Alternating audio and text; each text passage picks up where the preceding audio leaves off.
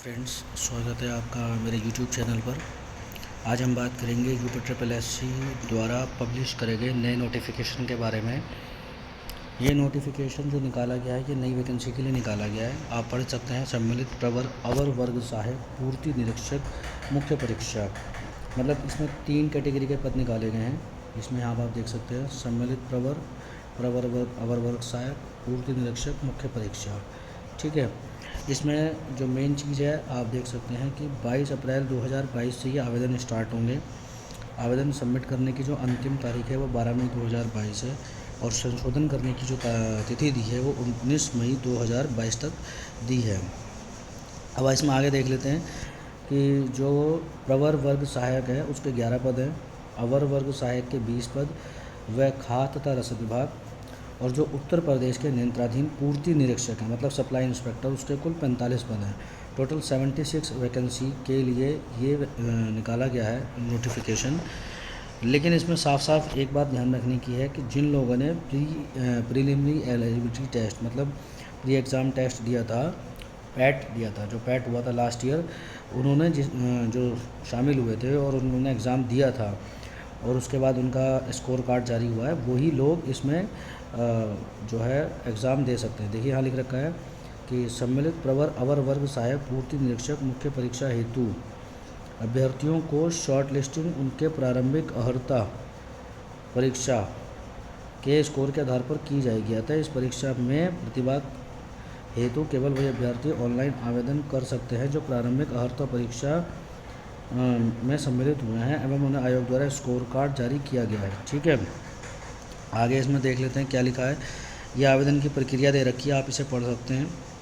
आवेदन प्रक्रिया संबंधी कुछ निर्देश दे रखेंगे, किस प्रकार करना है, व्यक्तिगत विवरण आपके पास होना चाहिए, OTP के माध्यम से कर सकते हैं। आवेदन किस तरह से करना है इसके बारे में पूरा डिटेल में दे रखा है। ये जो PDF है ये मैं अपने डिस्क्रिप्शन बॉक्स में शेयर कर दूँगा, वहाँ से आप इसे डाउनलोड भी कर सकते हैं। ठीक है, ये कुछ घोषणा है। आगे देख लेते हैं इसमें कि इसकी फ़ीस क्या है। देखिए इसमें जनरल कैटेगरी हो, चाहे OBC हो, चाहे SC हो, ST हो या PWD हो, सबके लिए 25 रुपीज़ रखी है। लेकिन बात एक और है कि ये 25 रुपये इस फॉर्म को भरने की फ़ीस है, लेकिन इसके बाद आप एग्ज़ाम दे पाओगे या नहीं ये मेरिट डिसाइड करेंगे। कितने गुना बच्चों को ये बुलाएंगे जो है सीट के सापेक्ष। तो जिन बच्चों को बुलाया जाएगा, जिनके एडमिट कार्ड इशू होंगे एग्ज़ाम के लिए, उनको अलग से सेपरेट फ़ीस देनी होगी। ठीक है, इस फ़ीस को ये मत मान के चलना कि इस फ़ीस के आधार पर ही आप एग्ज़ाम दे दोगे। ये फ़ीस तो फॉर्म भरने की है कि कौन बच्चे फॉर्म भर रहे हैं। ठीक है, उसके बाद जो है जब बच्चों को लिया जाएगा कि हाँ भाई हम इन 76 वैकेंसी के सापेक्ष इतने बच्चे बुलाए जा रहे हैं, उन बच्चों को सेपरेट फ़ीस देनी पड़ेगी। आगे देख सकते हैं ये दे रखा है, जैसे यहाँ पर जो बात मैंने आपसे ये लिख रखा है, मुख्य परीक्षा हेतु परीक्षा फ़ीस यहाँ पढ़ सकते हैं। देखिए मुख्य परीक्षा हेतु परीक्षा फीस शुल्क का भुगतान केवल मुख्य परीक्षा हेतु शॉर्टलिस्ट किए गए अभ्यर्थियों द्वारा ही अलग से किया जाना होगा। मुख्य परीक्षा हेतु शॉर्टलिस्ट किए गए अभ्यर्थियों द्वारा मुख्य परीक्षा हेतु परीक्षा फीस शुल्क जैसा कि आयोग शासन द्वारा निर्धारित किया जाए का भुगतान मुख्य परीक्षा का प्रवेश पत्र डाउनलोड करने से पूर्व किया जाएगा। फॉर्म को प्रिंट आउट लेने की पूरी प्रक्रिया बता रखी है। अगर इसमें आपको कोई प्रॉब्लम हो तो मुझे कमेंट बॉक्स में आप बता सकते हैं। आवेदन पत्र में संशोधन करने की भी यहाँ पर बता रखी है। अच्छा, यहाँ एक चीज़ नोटिस करने वाली है कि किस चीज़ का आप आवेदन पत्र में संशोधन कर सकते हैं। इसे यहाँ थोड़ा पढ़िए क्या लिखा है कि आवेदन अभ्यर्थी अपने आवेदन पत्र के निम्नलिखित विवरणों को ही संशोधित कर सकते हैं। उक्त के अतिरिक्त अभ्यर्थी को आवेदन में किसी अन्य विवरण को संशोधित करने की अनुमति नहीं दी जाएगी। मतलब जो नीचे ये चीज़ें दे रखी हैं बोल्ड करके, इन्हीं में आप संशोधन कर सकते हैं। जब अगर आपको लगता है कि कोई गलती हुई है, किसमें नाम में वर्तनी की गलती, पिता के नाम में वर्तनी की गलती, पत्राचार का पता मगर आपसे एड्रेस गलत हुआ है, अन्य पर्सनल विवरण जैसे कि AWS एवं क्षैतिज आरक्षण की श्रेणी, ठीक है, DFF, ex service man, physical handicap, जाति की श्रेणी, जाति आपने गलत भर दी, सामान्य, अनुसूचित, अनुसूचित जनजाति, अन्य पिछड़ा वर्ग, लिंग अगर आपने गलत भर दिया, और आवेदन में अनिवार्य अधिमानी अर्हता दर्ज किया गया विवरण, मतलब जो आपने एजुकेशनल क्वालिफिकेशन भरी है उसमें आपने कोई गलती कर दी, मतलब आप फ़ोटो चेंज नहीं कर सकते हो, साइन चेंज नहीं कर सकते हो अपने। ठीक है, इस तरह की चीज़ें आप नहीं चेंज कर सकते हैं। 19 मई 2022 तक ही कर सकते हैं। अब इसमें देख लीजिए कि कौन कौन से पद कहाँ कहाँ निकले हैं। उत्तर प्रदेश अधीनस्थ सेवा चयन आयोग, मतलब जिस विभाग से वैकेंसी निकली है उसी विभाग में आपको काम करना है। 2 तरह के पद दिए गए हैं, प्रवर वर्ग सहायक और अवर वर्ग सहायक। बहुत ही अच्छी वैकेंसी है। ग्रेड पे की बात करें तो प्रवर वर्ग सहायक की है लेवल 6 की जॉब, मतलब न्यूनतम वेतन जो मिलेगा 35,400 होगा, और जो अधिकतम होता है, जो लास्ट इसमें होता है 1,12,400, मतलब 35,400 जब आपकी नौकरी लगेगी तो ये बेसिक है। प्लस इस पर DA मिलेगा, HRA मिलेगा, ठीक है, TTA वगैरह ये सब चीज़ मिलेगी। और अवर वर्क सहायक के लिए 29,000 रुपये बेसिक है, 92,300 लास्ट है, लेवल 5 की जॉब है। पूर्ति निरीक्षक के लिए ये बड़ी जॉब है लेवल 6 की, और इसका जो ग्रेड पे है वो 93 से 34,800 है, 4200 ग्रेड पे की। लेकिन ये खाद्य तथा रसद विभाग उत्तर प्रदेश में है, सप्लाई इंस्पेक्टर की, ठीक है। अगर अब इसमें देखें तो तीनों ही पोस्ट के लिए 21 से 40 वर्ष की आयु रखी गई है। 21 साल न्यूनतम, 40 वर्ष अधिकतम होनी चाहिए। पोस्ट की बात करें तो प्रवर्ग सहायक में दे रखा है 4 जनरल की हैं, 2 SC की हैं, 4 उनकी है क्या कहते हैं OBC की, 1 EWS की, कुल 11 पद हैं। अगर हम बात करें अवर वर्ग सहायक की तो 8 वैकेंसी जनरल की हैं, 4 वैकेंसी अनुसूचित जाति की है, अन्य पिछड़ा वर्ग की 6 हैं, EWS की 2 हैं, टोटल हैं 20। सबसे ज़्यादा निकली है सप्लाई इंस्पेक्टर की, 33 जनरल के लिए हैं, 2 अनुसूचित जाति, 6 अन्य पिछड़ा वर्ग, आर्थिक रूप से कमज़ोर वर्ग के लिए 4 हैं, टोटल 45 वैकेंसी है, ठीक है।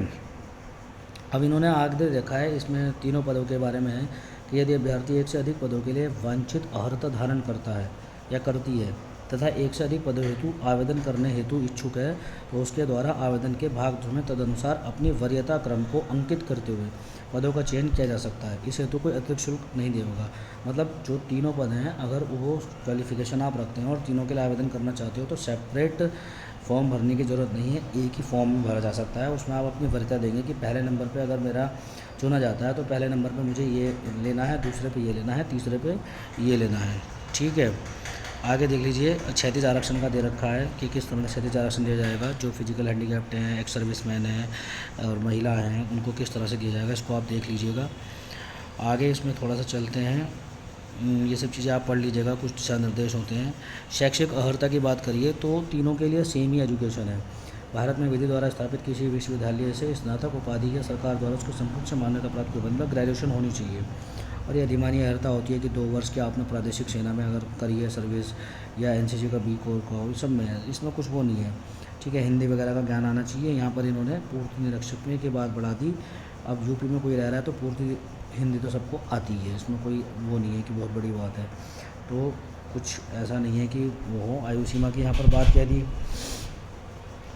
अब थोड़ा सा नीचे आ जाइए कि यहाँ पर आयु सीमा में किसको कितनी छूट मिल रही है उसके बारे में दे रखा है, ठीक है। आरक्षण भी दे रखा है। आरक्षण के बारे में चयन का आधार लिखित परीक्षा है, लेकिन लिखित परीक्षा का सिलेबस क्या होगा, कब होगी, इसके बारे में भी कुछ नहीं बताया गया, ठीक है।